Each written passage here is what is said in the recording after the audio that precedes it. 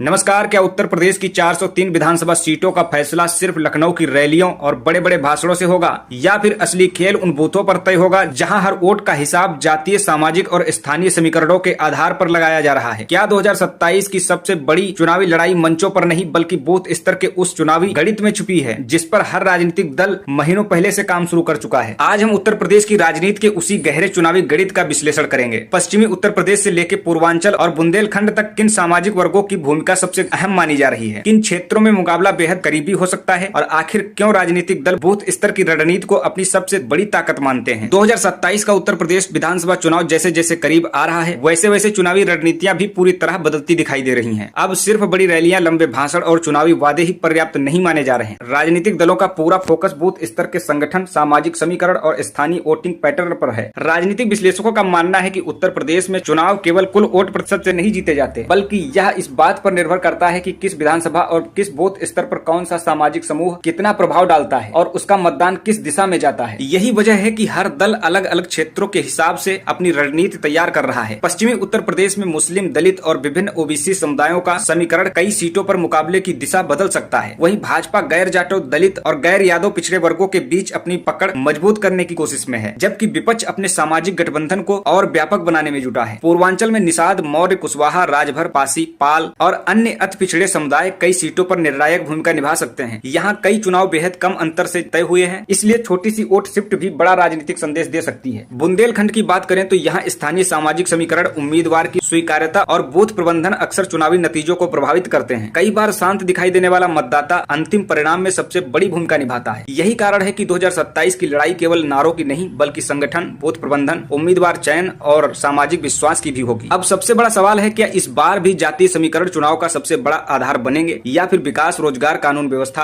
और स्थानीय मुद्दे पारंपरिक चुनावी गणित को पीछे छोड़ देंगे? अपनी राय हमें कमेंट बॉक्स में जरूर बताइए। अगर आपको यह विश्लेषण पसंद आया हो तो वीडियो को लाइक करें, चैनल को सब्सक्राइब करें। फिर मिलते हैं एक नए विश्लेषण में, तब तक के लिए नमस्कार।